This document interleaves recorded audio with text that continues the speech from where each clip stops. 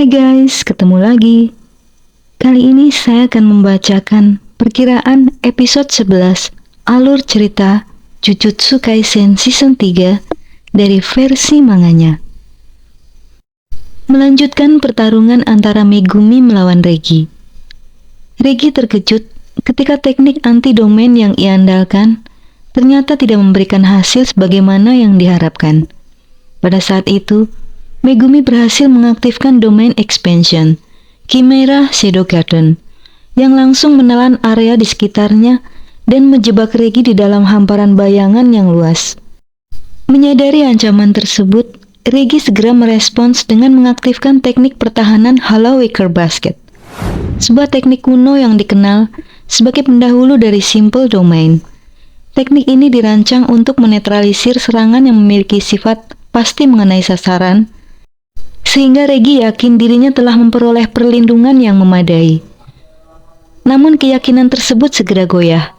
Dari bayangan cair yang menyelimuti lantai, tiba-tiba muncul 4 katak Shigigami yang melompat keluar dan melilit kedua kaki Regi menggunakan lidah mereka yang panjang. Kejadian itu membuatnya kebingungan. Dalam pemahamannya, Hollow Wicker Basket seharusnya mampu memblokir serangan domain yang tidak dapat dihindari.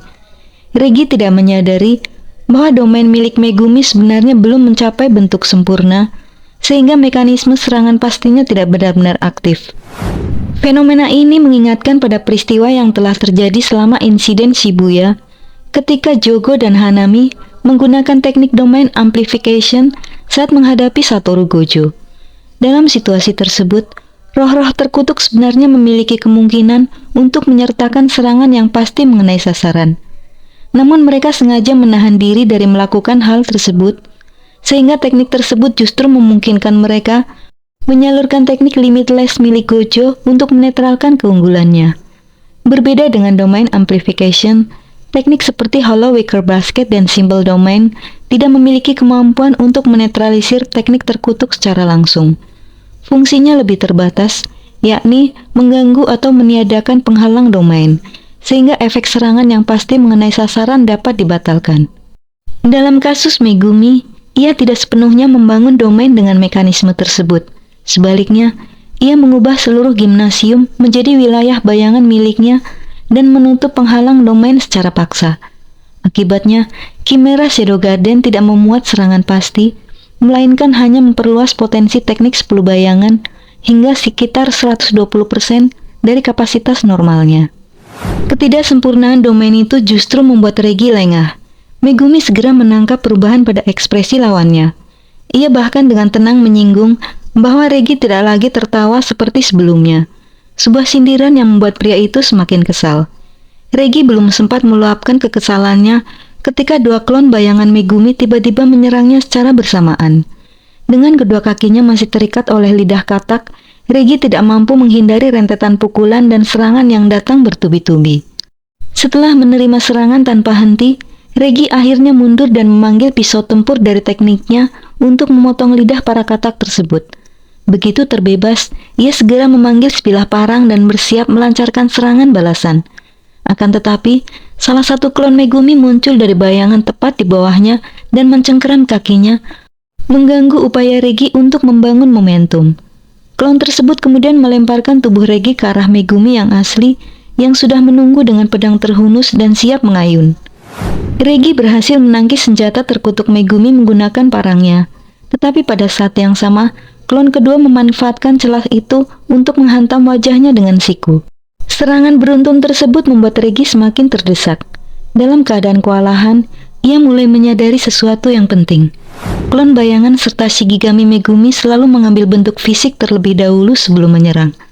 Dari situ ia menyimpulkan bahwa domain ini tidak memberikan jaminan serangan yang pasti mengenai sasaran. Meskipun hampir terkena tebasan Megumi, Regi tetap mampu menangkisnya dan bahkan sempat memuji peningkatan fungsi teknik terkutuk Megumi. Ia menilai kemampuan itu justru lebih berbahaya dibandingkan domain mematikan pada umumnya. Dalam pikirannya, jika Megumi memanggil Max Elephant dan membanjiri area tersebut dengan air, pertarungan ini akan segera berakhir dengan kekalahannya. Tidak ingin membiarkan kemungkinan itu terjadi, Regi segera mengaktifkan teknik terkutuknya. ia melepaskan sejumlah tanda terima yang melayang di udara di atas kepalanya. Megumi mencoba menghancurkannya menggunakan Shikigami Nue, tetapi langkah itu terlambat untuk menghentikan aktivasi teknik contractual recreation. Dari lembaran kwitansi tersebut, tiba-tiba muncul 3 mobil yang langsung jatuh menghantam lantai bayangan. Regi segera memahami bahwa seluruh area di sekeliling mereka sebenarnya merupakan bayangan Megumi. Ia juga memperhatikan bahwa Megumi hanya membawa satu alat terkutuk. Dari situ Regi menyimpulkan bahwa apapun yang disimpan dalam bayangan tersebut harus ditanggung bebannya oleh Megumi sendiri. Dengan memanggil kendaraan-kendaraan berat itu, ia bermaksud membalikan kondisi wilayah tersebut untuk menekan lawannya. Kini Megumi harus menanggung beban sekitar 2,4 ton. Akibat tekanan tersebut, klon bayangannya lenyap dan tubuhnya terpaksa membungkuk, hampir tidak mampu berdiri tegak. Regi mengira bahwa Megumi mungkin masih dapat memanggil Shikigami lain, sehingga ia tetap bersikap waspada. Ia bahkan berniat terus menambah beban hingga tubuh Megumi benar-benar hancur. Namun tepat ketika situasi tampak sepenuhnya berpihak pada Regi, Megumi dengan tenang menyatakan bahwa lawannya telah melupakan satu hal yang sangat penting. Megumi mengingatkan bahwa meskipun domain tersebut belum sempurna, wilayah itu tetaplah sebuah domain. Bayangan tidak hanya berada di lantai dan sekeliling mereka, tetapi juga membentang di atas kepala. Dalam sekejap, Megumi memanggil Max Elephant dari bayangan di langit-langit domain. Shikigami raksasa itu langsung jatuh menimpa Regi dengan bobot yang luar biasa besar. Pertarungan mereka pun berubah menjadi perlombaan ketahanan terhadap tekanan beban yang semakin berat. Dengan keyakinan yang tetap teguh, Megumi memandang lawannya dan mempertanyakan satu hal yang menentukan. Siapa di antara mereka yang akan hancur lebih dulu? Secara biologis, manusia rata-rata hanya mampu menahan tekanan sekitar 5 hingga 6 unit gaya gravitasi sebelum kehilangan kesadaran. Dalam situasi yang dihadapi Megumi, tubuhnya yang memiliki berat sekitar 60 kg harus menanggung tambahan beban hingga 2,4 ton, setara dengan tekanan sekitar 40 unit gaya gravitasi. Sementara itu, seekor gajah dewasa umumnya memiliki berat antara 3 hingga 6 ton. Karena wilayah kekuasaan Megumi memperkuat presisi teknik terkutuknya, bobot Max Elephant yang dipanggilnya direplikasi secara realistis di dalam domain tersebut. Tekanan luar biasa dari beban itu menimpa Regi secara langsung. Dampaknya segera terasa. Tulang fibula serta tumit kanan Regi mengalami patah akibat tekanan yang tidak tertahankan. Kedua petarung itu kini berada dalam kondisi yang sama-sama kritis, terperangkap di bawah tekanan berat yang dapat menghancurkan tubuh mereka kapan saja. Di tengah situasi yang semakin genting, Regi sempat menyesali keputusannya karena tidak menyimpan truk yang sebelumnya pernah ia gunakan, yang seharusnya dapat menambah tekanan pada Megumi dalam keadaan seperti ini. Tubuhnya juga telah diguyur air yang dipanggil melalui Max Elephant, tetapi ia masih memiliki beberapa tanda terima yang dapat digunakan untuk memanggil objek lain, termasuk kartu andalannya. Ia mulai mempertimbangkan kemungkinan untuk memasuki bayangan Megumi, melepaskan kartu andalannya dari sana, dan mengakhiri pertarungan dengan satu langkah menentukan. Namun gagasan itu segera ia kesampingkan. Regi menyadari ada resiko besar jika seseorang terjebak di dalam bayangan. Ketika bayangan tersebut menghilang, tidak ada jaminan bahwa ia akan mampu keluar kembali. Dalam skenario terburuk, bahkan jika Megumi mati terlebih dahulu, Regi sendiri bisa tetap terperangkap di dalam kegelapan bayangan itu. Selain itu, ia sama sekali tidak mengetahui sifat sebenarnya dari substansi bayangan cair tersebut. Menganggap pilihan itu terlalu berbahaya, Regi memutuskan untuk tetap berada di tempatnya dan berusaha menahan tekanan Max Elephant sambil mencoba mengaktifkan kartu andalannya melalui celah bayangan yang ada. Dengan satu tangan, ia berusaha menahan beban gajah raksasa itu, sementara tangan lainnya mencari tanda terima yang diperlukan. Akan tetapi, sebelum contractual recreation dapat diaktifkan sepenuhnya, kekuatan tubuhnya akhirnya mencapai batas. Tekanan Max Elephant yang luar biasa membuat Regi kehilangan keseimbangan dan jatuh menembus bayangan di bawahnya. Di dalam ruang bayangan tersebut tidak terdapat daya apung ataupun hambatan apapun. Tubuh Regi terus jatuh menembus kegelapan tanpa batas. Tanpa akses terhadap oksigen, kesadarannya perlahan memudar.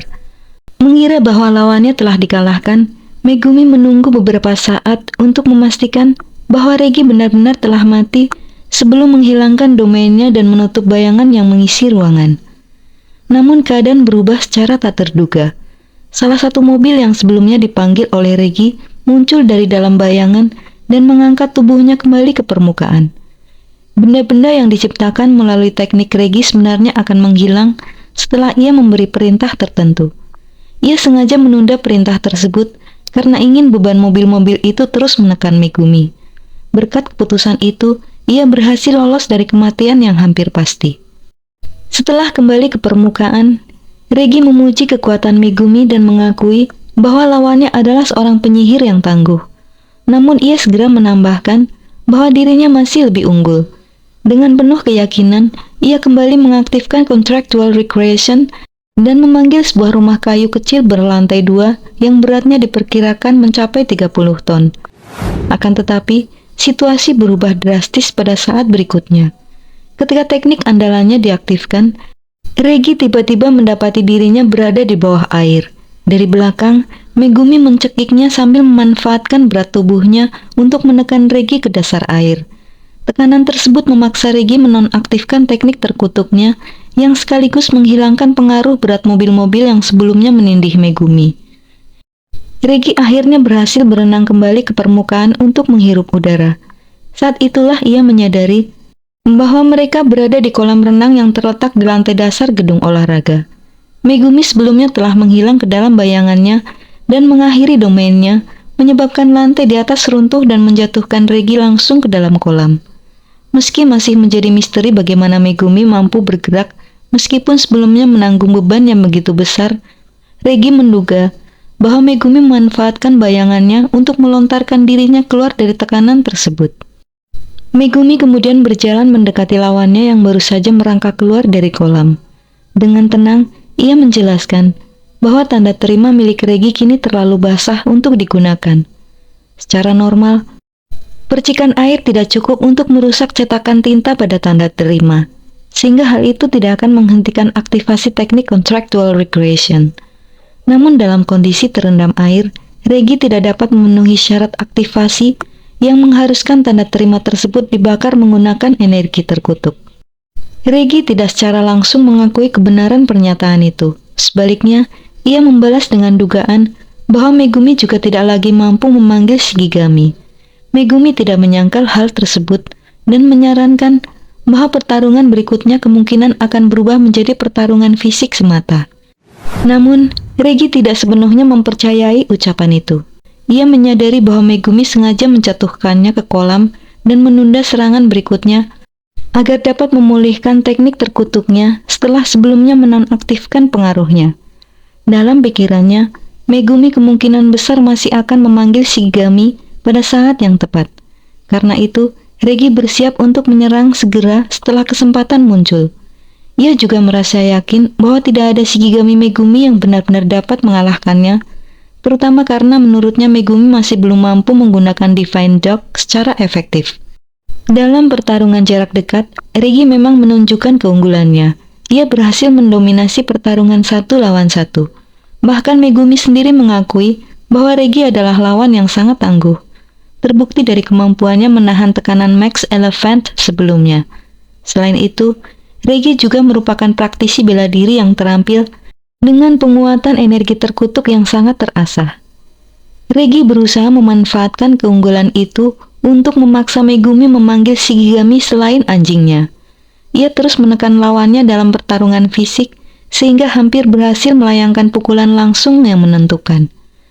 Namun tepat sebelum pukulan itu mengenai sasaran, sesuatu terjadi dengan kecepatan yang hampir tidak dapat diikuti oleh mata.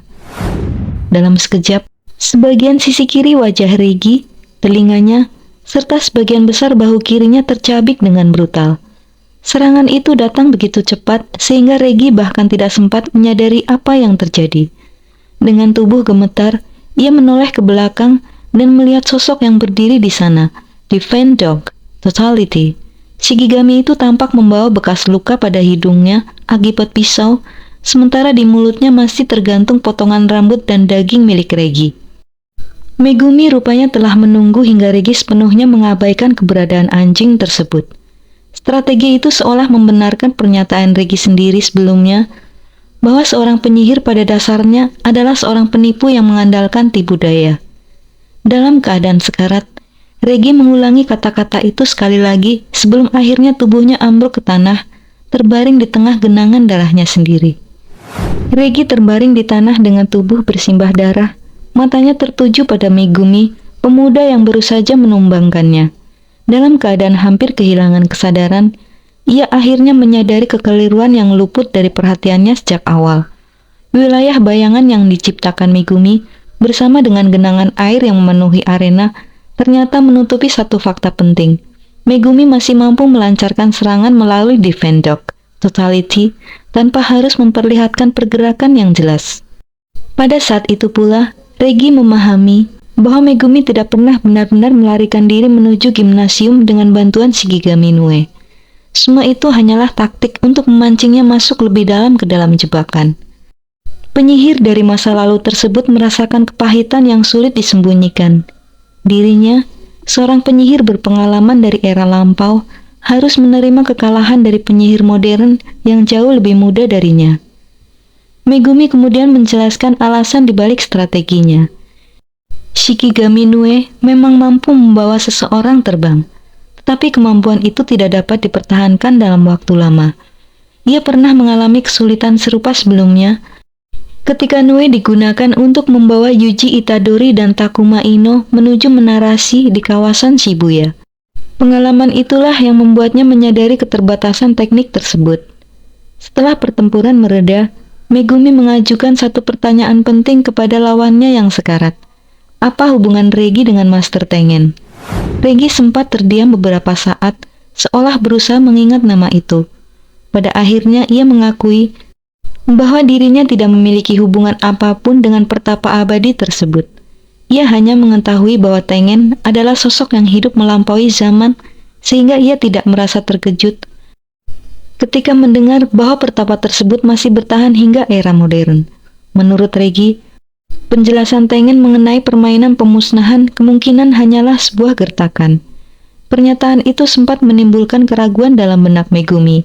Ia mempertimbangkan kemungkinan bahwa Tengen mungkin saja diam-diam bekerja sama dengan Kenjaku. Namun, meskipun kemungkinan tersebut tidak dapat sepenuhnya diabaikan, Megumi tetap menilai bahwa skenario itu sangat kecil untuk benar-benar terjadi. Menyadari bahwa akhir hidupnya telah dekat, Regi memutuskan untuk menerima kekalahan dengan sikap yang relatif tenang. Ia memerintahkan Kogane miliknya untuk mentransfer seluruh 41 poin yang dimilikinya kepada Megumi. Pemuda itu tidak tampak terlalu puas dengan pemberian tersebut, tetapi Regi hanya menyuruhnya menganggap hal itu sebagai sebuah kematian yang baik sebelum kematian yang sesungguhnya. Ia menambahkan bahwa dirinya hanyalah seorang penonton dalam permainan besar ini dan sama sekali tidak memiliki kedekatan dengan Kenjaku. Dengan napas yang semakin melemah, Regi mengucapkan kata-kata terakhirnya. Ia menyarankan agar Megumi membiarkan takdir mempermainkannya, bahkan jika pada akhirnya ia harus mati sebagai seorang yang bodoh. Tak lama setelah itu, kehidupan Regi pun berakhir. Beberapa saat kemudian, Kogane milik Megumi mengumumkan bahwa ia memperoleh tambahan 5 poin dari eliminasi tersebut. Di tempat lain di kota, sebuah ledakan besar mengguncang atap sebuah bangunan. Ledakan itu berasal dari pertarungan antara Hazenoki dan Takaba. Hazenoki melepaskan serangan eksplosifnya sambil bertanya-tanya apakah kali ini ia berhasil mengenai sasaran. Namun, tiba-tiba Takaba muncul di sampingnya dengan ekspresi santai, memberitahukan bahwa serangan itu sama sekali meleset. Bahkan dengan nada jenaka, ia tetap menyemangati Hazenoki agar tetap fokus karena lawannya dianggap cukup tangguh. Sikap santai Takaba justru membuat Hazenoki semakin kesal. Oke guys, cukup sekian spoiler episode 11 Jujutsu Kaisen Season 3.